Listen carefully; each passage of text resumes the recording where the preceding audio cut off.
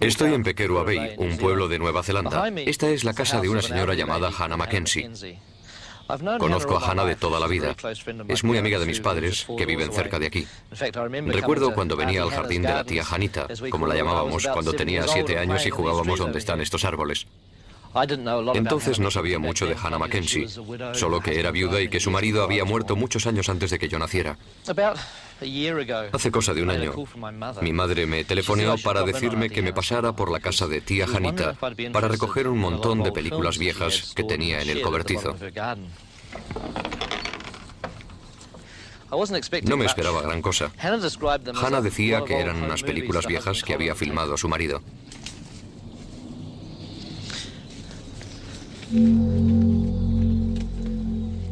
Yo esperaba encontrar películas domésticas.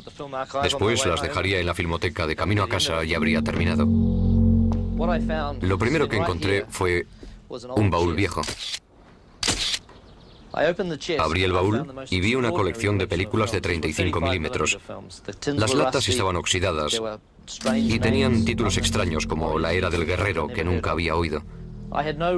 No podía ni imaginarme su importancia. Más tarde supimos que habían sido filmadas entre fin de siglo y finales de los años 20 por un neozelandés extraordinario.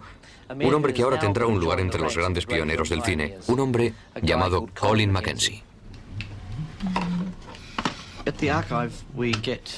En la filmoteca recibimos mucho material, celebraciones familiares, bebés retozando en el jardín. Pueden ser interesantes históricamente por los vestidos, la moda y cosas así, pero la colección de Colin Mackenzie era única. Peter me llamó para preguntarme si sabía algo de un tal Colin Mackenzie. Le dije que no sabía mucho. El nombre me resultaba conocido. Lo había visto en un par de informes, en algún periódico antiguo. Pero había poca información sobre él. De hecho, no se le había atribuido ninguna película. Tuvimos suerte al encontrar el material en aquel momento. Empezaba a deteriorarse. Si llegan a pasar 5 años o más, algunos rollos habrían sido irrecuperables. Imagínese que una película como Ciudadano Kane surgiese de repente de la nada. Descubrir esta colección fue algo muy emocionante. Son películas de enorme importancia histórica, no solo para Nueva Zelanda, sino para todo el mundo.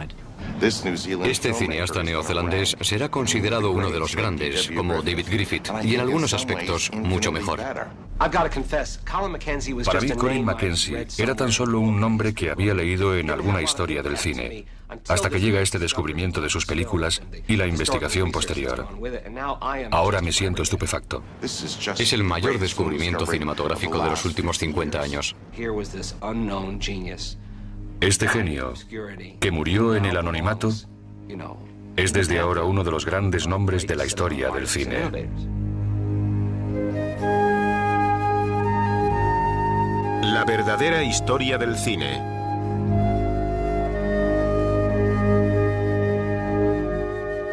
Colin Mackenzie tuvo un origen humilde. Nació el 7 de febrero de 1888 en la pequeña comunidad rural de Geraldine, en la Isla del Sur. Su padre, John Mackenzie, llegó a Nueva Zelanda en 1879. Con el típico pragmatismo escocés, levantó su casa y su granja con gran esfuerzo. Su joven esposa, Ellen, se adaptó con dificultad a una vida tan dura, pero se volcó en el cuidado de sus 2 hijos, Colin y Brooke. Colin, el mayor, era estudioso e introvertido, al contrario que su hermano. Aún así, estaban muy unidos. Trabajaban de sol a sol en las tierras de su padre, cuyos pasos deberían seguir algún día. Pero Colin no tenía aptitud para el trabajo en el campo. Sus inclinaciones eran otras. El tío de los muchachos, Albert Drury, tenía una próspera tienda de bicicletas en Timaru. Fue allí, en el taller, donde Colin descubrió su pasión por la mecánica. Se pasaba fines de semana enteros fabricando originales artilugios con piezas de desecho. Su imaginación necesitaba una válvula de escape, y en la primavera de 1900 la encontró. El cinematógrafo ambulante había llegado a la ciudad.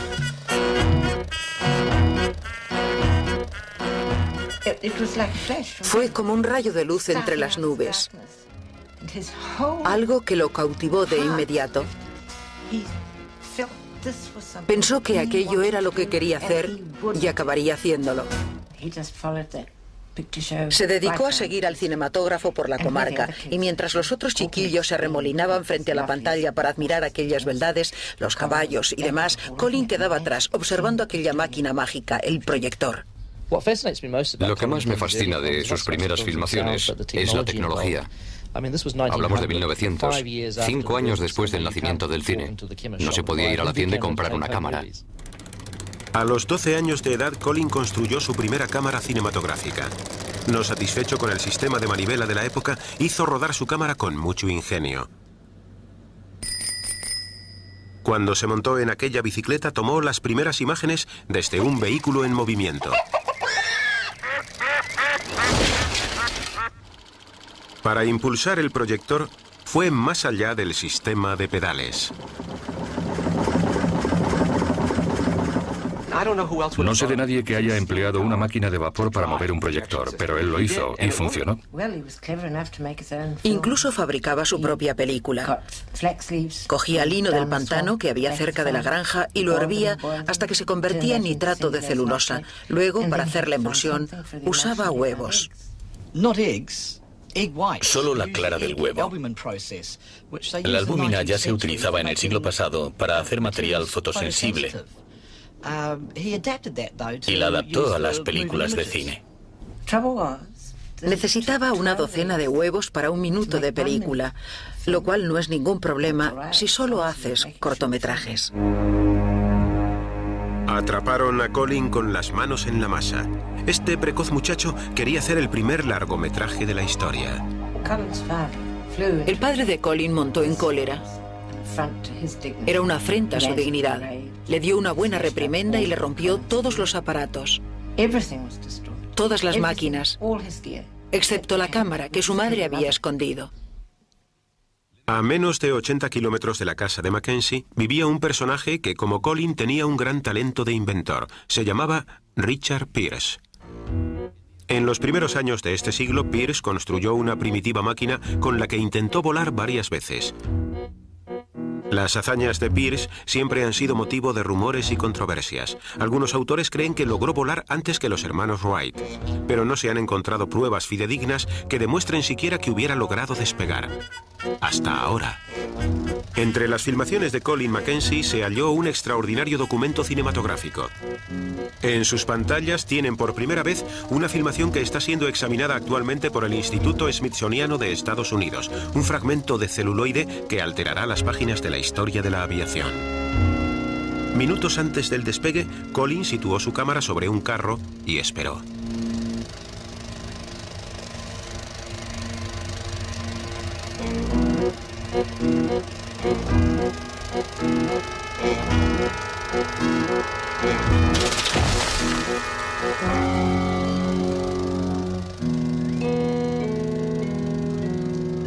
La filmación de Colin Mackenzie contenía otra sorprendente revelación. El hombre de la izquierda lleva un periódico en el bolsillo. Gracias a la ampliación digital podemos verlo con mayor nitidez.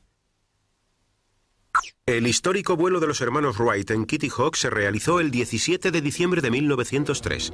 Richard Pierce, un granjero neozelandés, logró despegar y volar 9 meses antes que los hermanos Wright.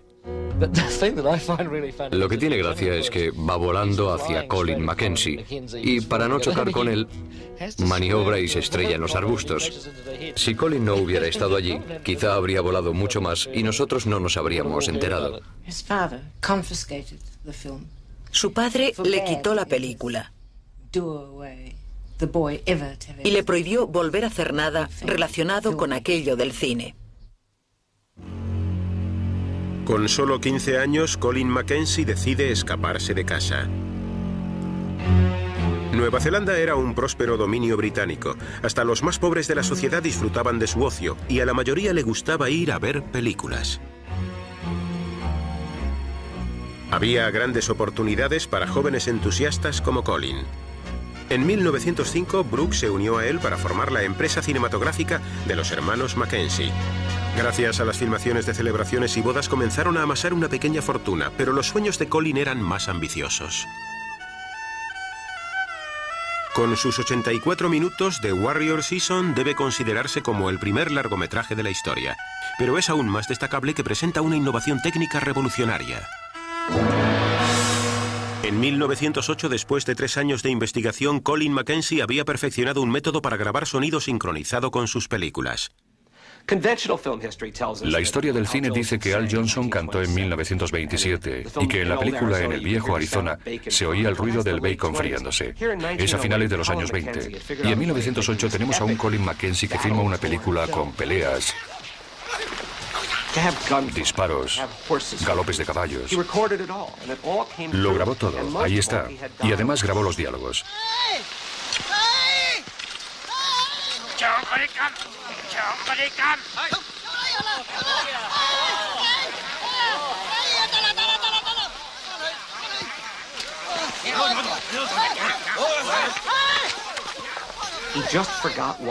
Pero se le olvidó un detalle.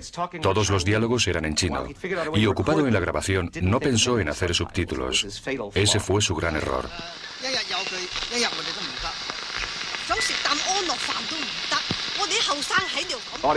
El público se marchaba de la sala. No entendían nada. Durante unos minutos se quedaban asombrados, pero como no entendían lo que decían, perdían el interés. Desilusionado y afectado económicamente, Colin abandona para siempre sus experimentos de sonido. Vuelve su atención a las imágenes y comienza a obsesionarse con ellas.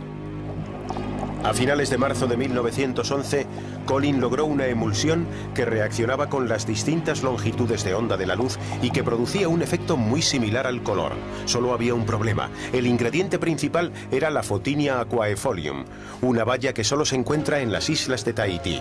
Los hermanos Mackenzie no tardaron en hacer las maletas.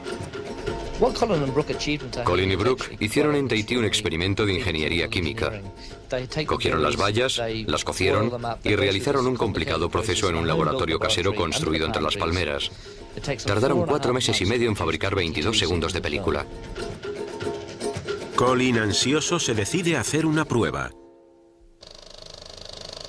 En esta sorprendente filmación, Colin prueba su película ante una colorida escena tropical, pero el plano tan cuidadosamente compuesto se ve interrumpido de repente. Se esfuerza por volver a encuadrar, pero sin éxito. La valiosa película se termina y acaba por salirse. Convencidos de que esta innovación técnica les hará ricos de nuevo, los hermanos regresan a Nueva Zelanda. Rápidamente empiezan a buscar inversores, pero las reacciones fueron muy decepcionantes. El 9 de junio de 1912 comparecieron ante el juez McRobbie en el tribunal de Dundee. Colin y Brooke fueron acusados de exhibir material obsceno. Un jurado compuesto por hombres deliberó durante 37 horas y pidió repetidos visionados de la película antes de emitir el veredicto de culpabilidad. Colin y Brooke fueron condenados a 6 meses de cárcel y trabajos forzados. Cuando salieron libres, los hermanos regresaron junto a su madre en el oprobio. Fue una época de transición para Colin. Hasta entonces se había sentido más atraído por los aspectos técnicos, por la fabricación de cámaras, por el sonido, el color. Pero ahora, creo que por primera vez, empieza a pensar en el arte del cine. Quiere enviar con imágenes un mensaje al público y acude a la mayor fuente de mensajes. Colin estaba fascinado por una historia bíblica en concreto. Pronto anuncia su intención de rodar una película de 20 minutos sobre Salomé y San Juan Bautista. La adaptación de Colin era libre e imaginativa. Él mismo encarnaba al Bautista. Brooke eligió interpretar a Narraboz, el apuesto capitán de la guardia de Herodes. El mayor problema de Colin era encontrar a una joven que diese vida a Salomé. Todas las muchachas habían sido puestas sobre aviso por sus padres tras el escándalo que habían protagonizado los dos hermanos, y las que se ofrecían no eran adecuadas.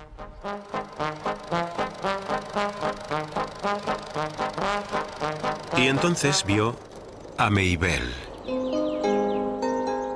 Lo dejó sin aliento. Antes de percatarse de qué estaba pasando, Colin ya se había enamorado. Pero no le contó a nadie lo que sentía.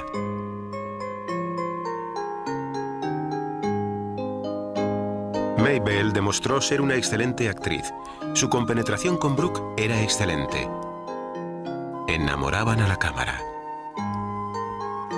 Encandilado con Maybelle, Colin aproximaba la cámara más y más. Durante este proceso, inventó el primer plano. Pero por mucho que se aproximase, Colin no era capaz de ver lo que estaba ocurriendo delante de sus narices. Brooke y Maybelle se enamoraron profundamente. Ocultando su amargura, Colin bendijo a la feliz pareja, pero unos días después, fingiendo estar cansado, suspendió el rodaje.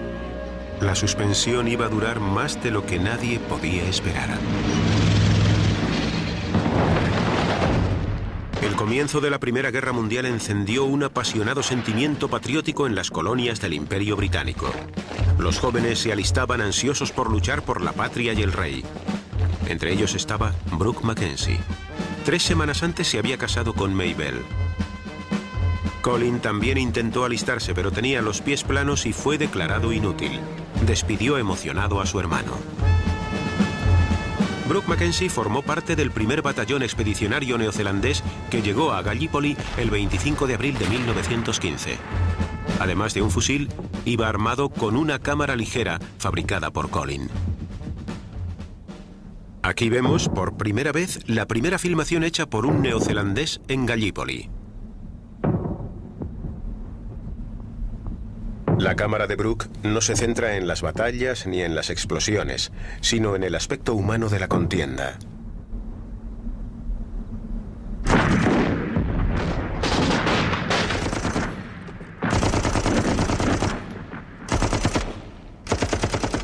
El 11 de junio de 1915, Brooke Mackenzie es alcanzado por un francotirador en el puerto de Queen. Fue llevado a lomos de mulo hasta el puesto de intendencia en la playa, donde murió a consecuencia de las heridas.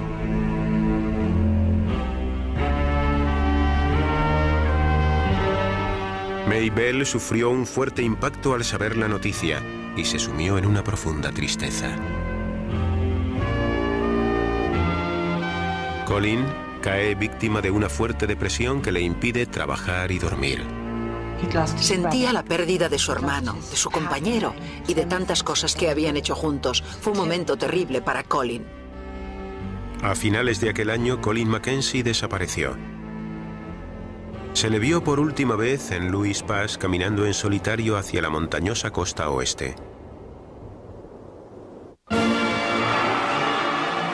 A las 11 horas del 11º día del 11º mes de 1918 termina la Primera Guerra Mundial. Después de 3 años de ausencia, Colin Mackenzie regresa de la costa oeste y hace una sorprendente declaración. Va a reanudar el rodaje de Salomé, pero ahora trabajará a gran escala. La película se convertirá en una epopeya de 4 horas y tendrá un reparto de miles de extras, un espectacular homenaje a la memoria de su hermano. Con fervor evangélico, Colin Mackenzie reunió un grupo de extras y se adentró en las montañas. Entre 1915 y 1918 desapareció literalmente de la faz de la Tierra. Teníamos una pista, no obstante. Entre sus películas hallamos una filmación de 1917 en la que se puede ver una construcción a medio acabar entre unas montañas. Creemos que se retiró a la parte más remota del país y construyó una gran ciudad. La mayor construcción hecha por el hombre en este país. Después de viajar días y días por un terreno inhóspito, los extras de Colin Mackenzie se encontraron ante una visión increíble. En un valle que tenía la extensión de 7 campos de fútbol, había una enorme ciudad bíblica, una recreación fabulosa de la antigua Jerusalén.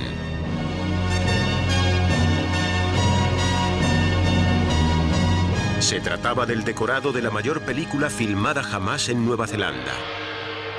A principios de 1994 se tomó la decisión de emprender la búsqueda de la ciudad perdida de Colin Mackenzie. That could mean that it's in an area where the vegetation kind of grows quickly, a damp sort of area, because, what better way to hide a place like this than for the jungle and for the bush to grow back over it? Yeah, and it's likely to be in quite a sort of narrow valley.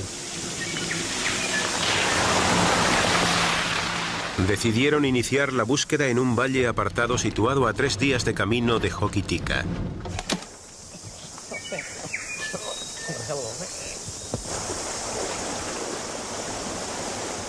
El equipo se adentró en el tupido bosque de la costa oeste, una extensa región inexplorada de Nueva Zelanda.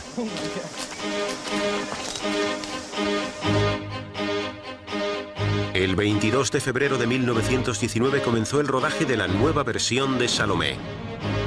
Colin estaba preparado para afrontar la gran tarea que le esperaba. Tenía cada detalle de la película en su cabeza, con una clarividencia que no había sentido hasta entonces.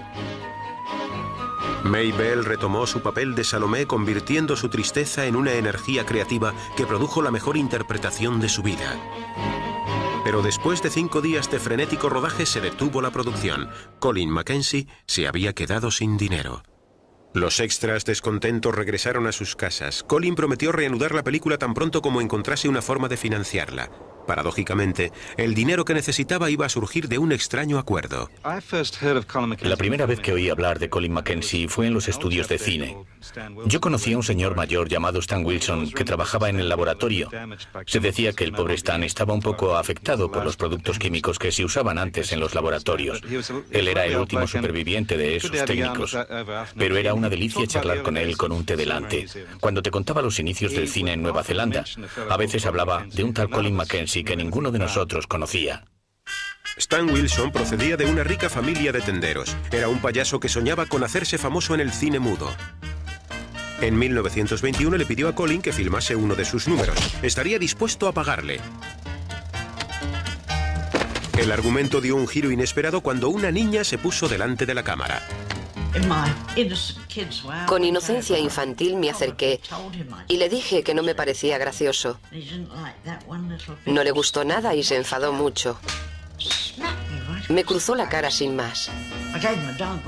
Recuerdo que le aticé una buena patada en la espinilla y luego me fui a casa llorando. Nadie dijo nada en aquel momento. Pero cuando exhibieron la película, el público solo se rió cuando pegó a la niña. Así que Stan decidió mantener una relación violenta con personajes inocentes en todos sus números.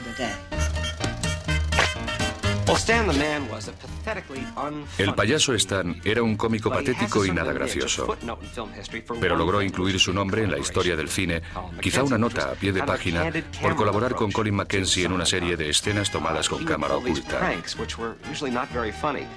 Hacía bromas, normalmente nada graciosas, pero totalmente espontáneas a seres inocentes, dando unos sustos de muerte mientras Colin filmaba con uno de sus inventos, la cámara maleta.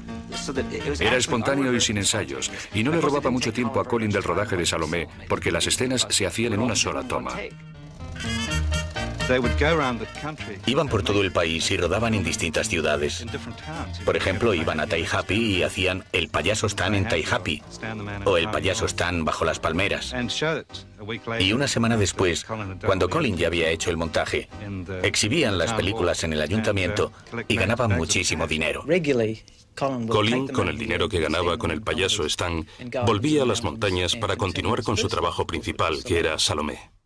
Gracias a las 1.700 libras que había ganado con las películas del payaso Stan, Colin regresó a su ciudad bíblica con el equipo de rodaje de Salomé. Desgraciadamente, antes de empezar a rodar, el cielo se abrió y dio comienzo un interminable diluvio. Fueron las lluvias más intensas en la costa oeste en los últimos 30 años. En 6 semanas, Colin solo pudo rodar 3 minutos de película. Solo había un aspecto positivo en aquel infortunio. El afecto de May Bell por Colin aumentaba cada día. Prácticamente arruinado, Colin se vio obligado a colaborar de nuevo con el payaso Stan.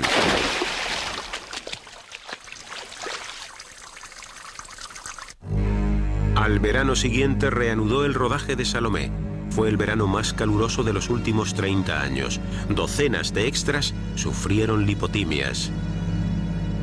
Y empezaron a pedir más dinero, pero no había más. Colin Mackenzie tuvo que regresar una vez más a las películas del payaso Stan.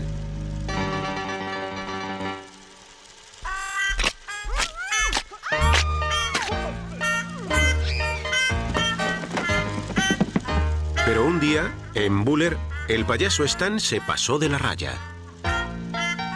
La jornada empezó con normalidad para Stan y Colin.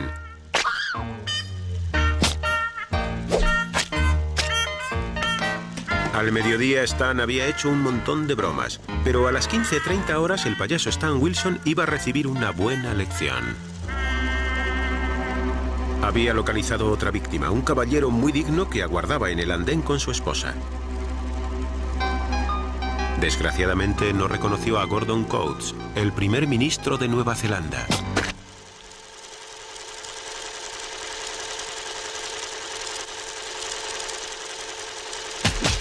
Haciendo gala de una gran sangre fría que le ayudaría mucho en años posteriores, Colin continúa filmando con su cámara maleta.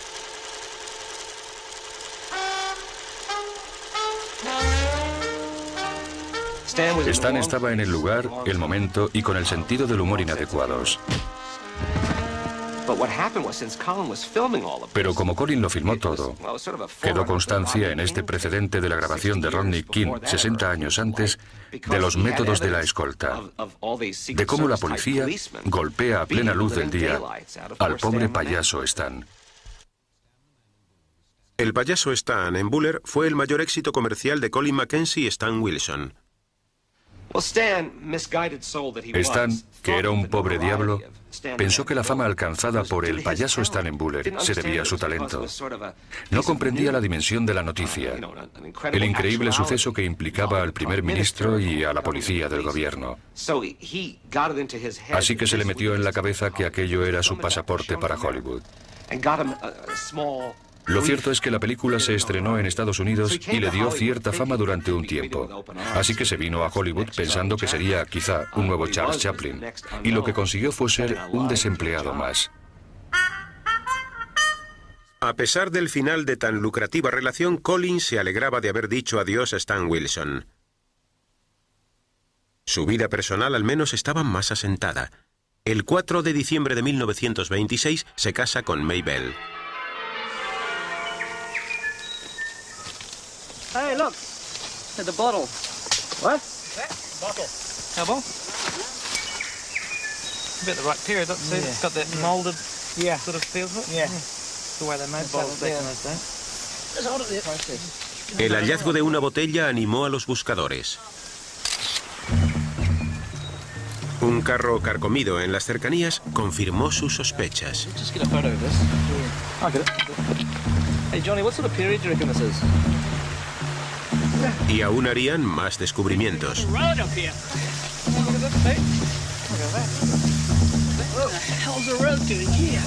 Después de días de búsqueda infructuosa, les llevaría esta carretera a la ciudad perdida de Colin Mackenzie.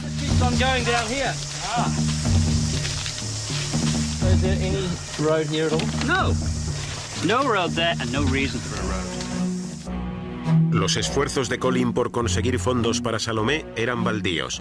Habló con empresarios artísticos y hombres de negocios sin éxito. Al final, el apoyo que necesitaba tan desesperadamente llegaría de Hollywood, de un productor llamado Rex Solomon. Rex Solomon se había hecho millonario rápidamente vendiendo Biblias y objetos religiosos. Era sinceramente devoto y tenía gran interés por la Biblia y la religión. En 1920, el estudio de Solomon, Majestic Lion Pictures, producía una docena de películas al año, todas con argumentos bíblicos. Colin Mackenzie conocía la personalidad del financiero y estaba decidido a hablar con él. Se conocieron casi por casualidad cuando Solomon fue a Nueva Zelanda a pescar. Mackenzie llevaba ya 5 años rodando o intentando rodar Salomé cuando le conoció. Solomon llegó en el momento perfecto, vio lo hecho hasta entonces, se dio cuenta del potencial de la película y decidió producirla. Así que puso sus fondos a disposición de Colin Mackenzie para que concluyera el rodaje. El contrato no se hizo con mucho rigor. Solomon concedió un presupuesto total de 100.000 libras y adelantó la cuarta parte en efectivo. Se contrataron 15.000 extras. Hombres, mujeres y niños de toda la región. Con gran entusiasmo, Colin rodó con sus extras la mayor secuencia de su vida, una espectacular batalla entre las tropas de Herodes y una mezcolanza de fundamentalistas mesiánicos. Solo esta secuencia se engulló el anticipo de 25.000 libras de Solomon. Pero nada detenía a Colin. Al fin y al cabo, Rex Solomon era un hombre rico.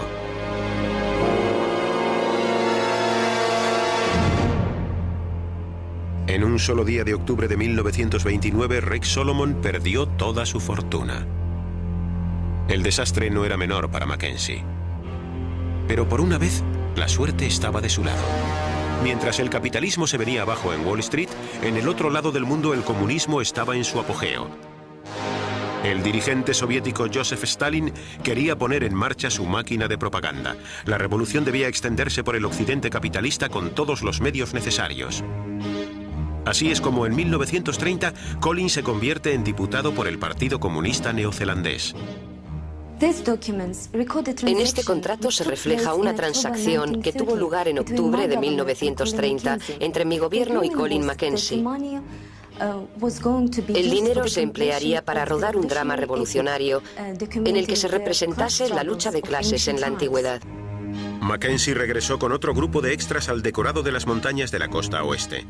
Pero el dinero de los soviéticos tenía sus condiciones. Colin debía retirar cualquier referencia religiosa de este drama bíblico. San Juan Bautista se convirtió así en un disidente socialista, Herodes en un prestamista fascista, mientras que Salomé encarnaba a una prostituta que abandona su mala vida y aprende las técnicas de la negociación colectiva. Colin odiaba la nueva versión, la despreciaba. Le repugnaba, no la tomaba en serio y realizó dos versiones, una para él y otra para los soviéticos. Así que si hacía 5 tomas, una era para los soviéticos. Mientras concluían Salomé, Colin y Maybelle se enteraron de que estaban esperando su primer hijo, pero no podían suponer lo que iba a ocurrir. A principios de 1931, Colin recibió un telegrama de la empresa Palermo Motion Pictures. Los hermanos Palermo eran unos usureros sin escrúpulos que habían adquirido los bienes de Rex Solomon, incluidas Salomé. Exigieron la entrega inmediata de la película inacabada. Los inversores soviéticos también comenzaron a inquietarse y a amenazar a Colin. Trabajando en condiciones de enorme presión, logró terminar Salomé. Apenas paraban para comer y dormir, y hacía trabajar a su equipo hasta la extenuación. Para empeorar las cosas, los hermanos Palermo llegaron a Nueva Zelanda en busca de Colin. Desesperado por terminar los últimos 20 planos de Salomé, Colin trabajó 72 horas seguidas con todo el equipo, y no pensó en las consecuencias que tanta tensión podría acarrear a Maybelle. A un solo plano del final, Maybelle se desmayó. Maybelle se puso de parto prematuramente. No se podía detener la hemorragia. El bebé, un niño, no tenía salvación, y tampoco ella. Y ambos murieron en los brazos de Colin.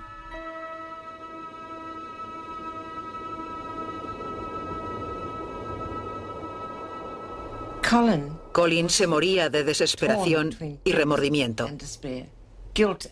Remordimiento por Maybelle y desesperación porque había terminado la película, pero ¿a qué precio?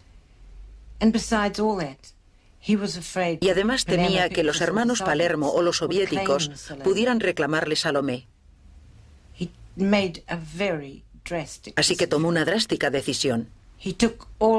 Cogió la película, latas y latas, y las enterró después de enterrar a su familia.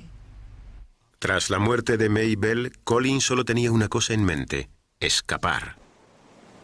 El 27 de julio de 1931, Mackenzie zarpa de Nueva Zelanda para no volver nunca.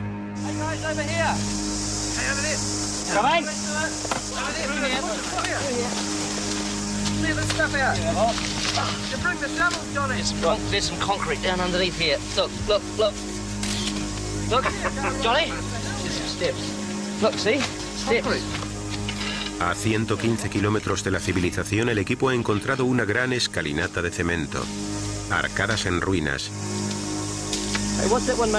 y columnas caídas. Por todas partes surgen las ruinas de una gran edificación, pero el alcance de este hallazgo aún no está claro. Embargados por la emoción, comienzan a despejar la densa vegetación para descubrir los secretos que esconde. Después de una semana de esfuerzos, el trabajo del equipo empieza a dar sus frutos.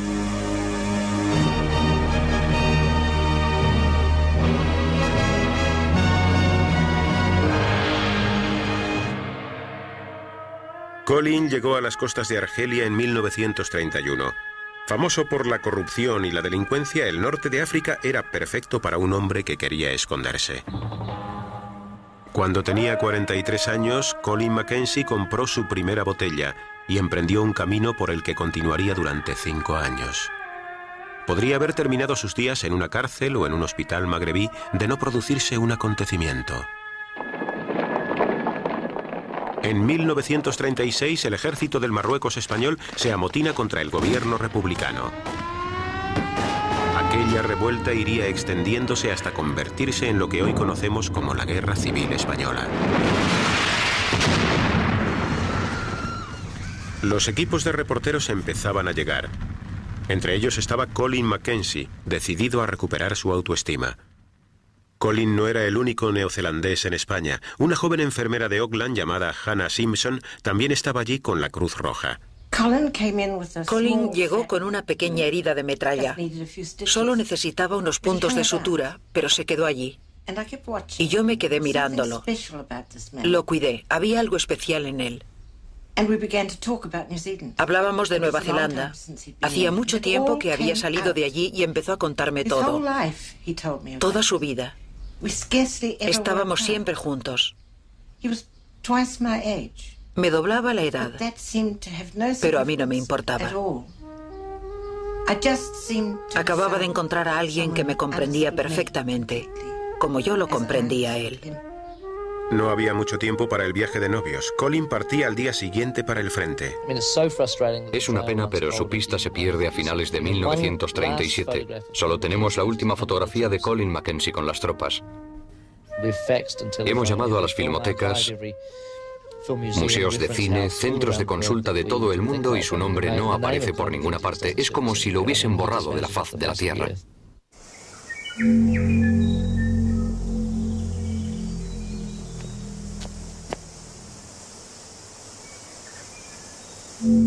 La ciudad perdida de Colin Mackenzie había sido liberada de las garras de la selva.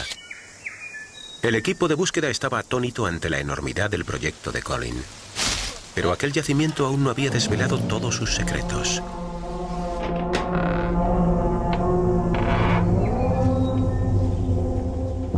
Bajo las ruinas de un templo marcado con el signo de Tauro estaba la entrada a un pasadizo subterráneo. El túnel conducía a una cripta oculta. Lo que allí había rivalizaba con la más fabulosa tumba del antiguo Egipto. Estatuas gigantescas, exquisitos vestidos hechos a mano, túnicas, espadas, escudos tallados. El almacén de producción de Salomé había permanecido 60 años inalterado, pero su gran tesoro sobrepasaba el valor de cualquier otro.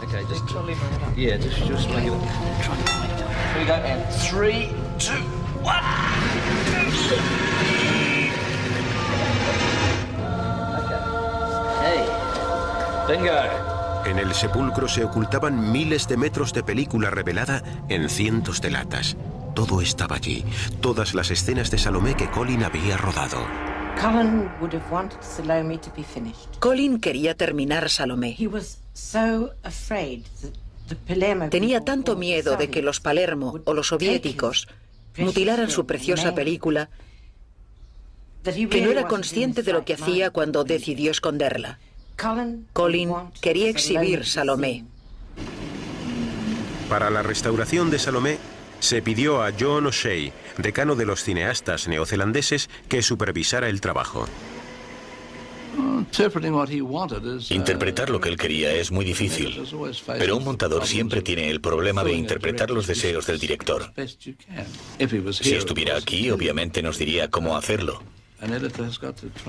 Pero tenemos que hacer un esfuerzo para adivinar lo que él tenía en su mente. Se inició la ardua tarea de restauración del material con el apoyo financiero de la Comisión Cinematográfica Neozelandesa. Pero 3 días antes del estreno del largometraje más extraordinario del cine neozelandés, la historia de Colin Mackenzie aún daría la última sorpresa.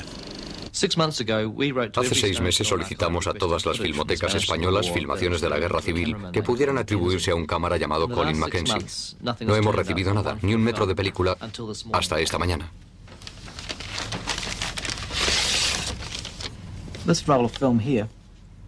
Este rollo de película fue confiscado por los fascistas en la batalla de Málaga de 1937. Ha estado arrinconado durante casi 60 años en una desconocida filmoteca española y se atribuye a un cámara llamado C. Mackenzie. Cuando visionamos la película esta mañana no podíamos creer lo que veíamos.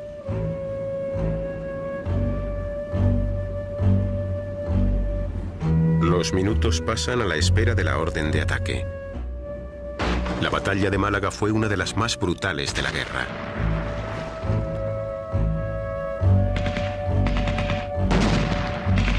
Aquí vemos a Colin con las tropas republicanas en un ataque contra las tropas de Franco. Para filmar de cerca la acción, Colin no hace caso del peligro.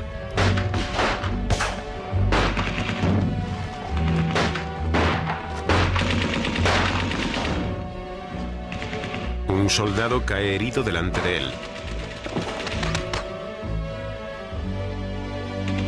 Colin deja la cámara en el suelo. Corre a ayudarlo. Tropieza.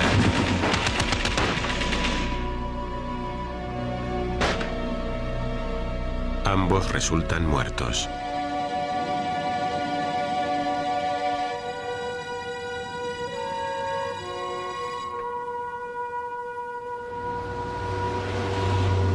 El 3 de septiembre de 1995, la plana mayor del cine y la televisión neozelandeses asistieron a un estreno muy especial. There has never been a movie which has taken so long between conception and completion, and I predict there has never been a movie which has given a first-night audience such a voyage of discovery as you're about to embark on now. I'm greatly honored to introduce the world premiere of Colin Mackenzie's Salome.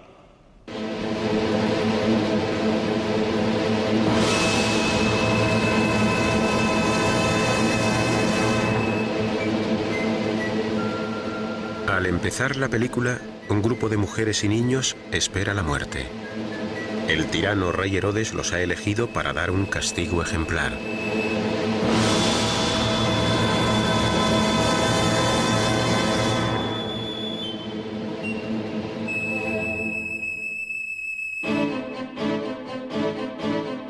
Juan el Bautista denuncia airadamente la matanza.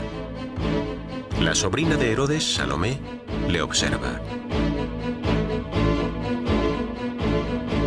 Juan es detenido por su atrevimiento.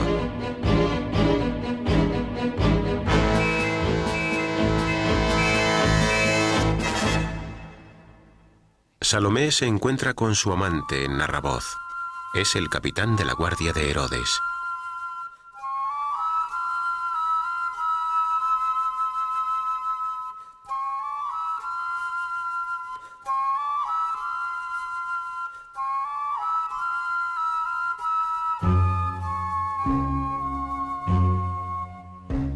En las mazmorras, Juan continúa predicando contra Herodes y sus malvadas intenciones.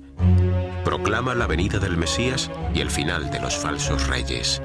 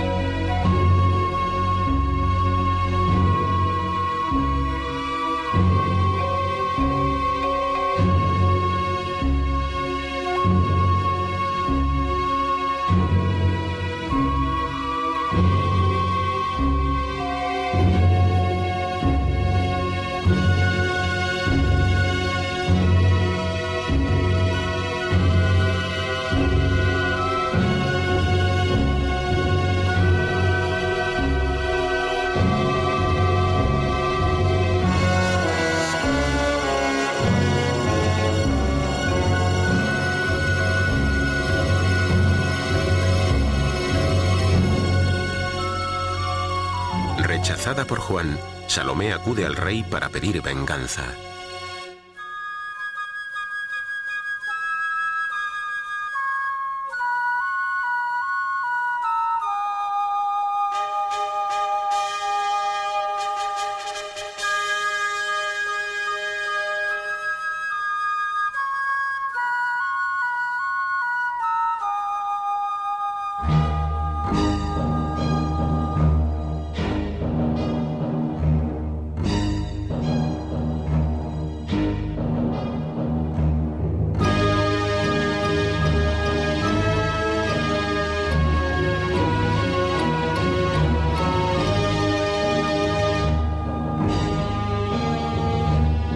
La arenga de Juan alcanza un tono enfervorizado. Incita al pueblo a la rebelión.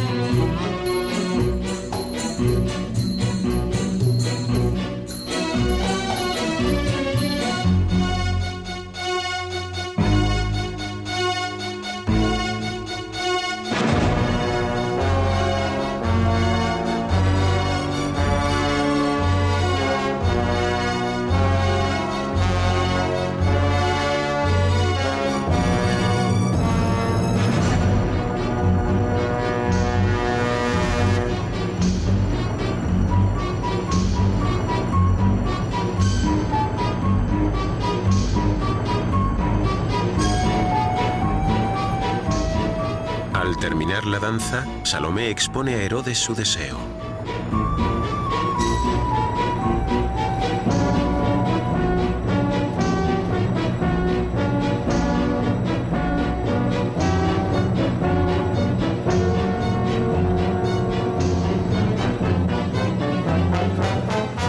Herodes ha hecho una promesa y debe cumplirla.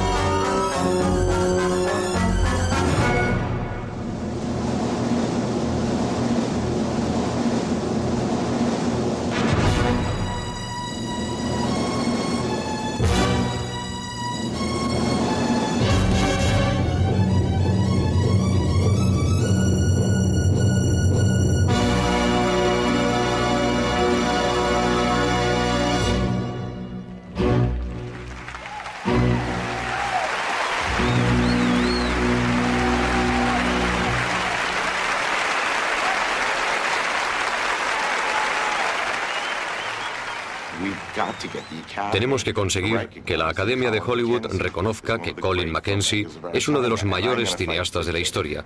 Yo voy a luchar por ello.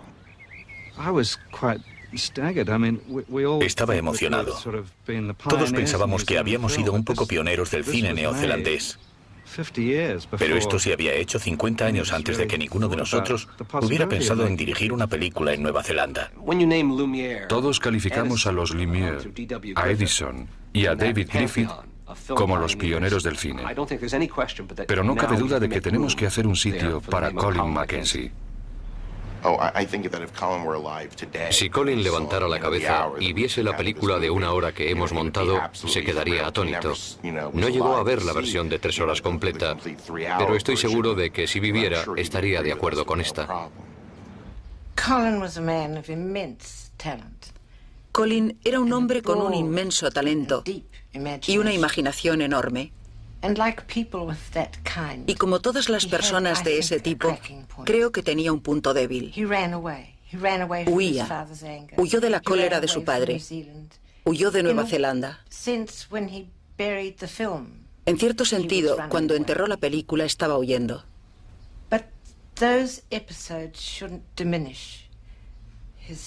Pero estos episodios no deben mermar el reconocimiento a su talento creativo.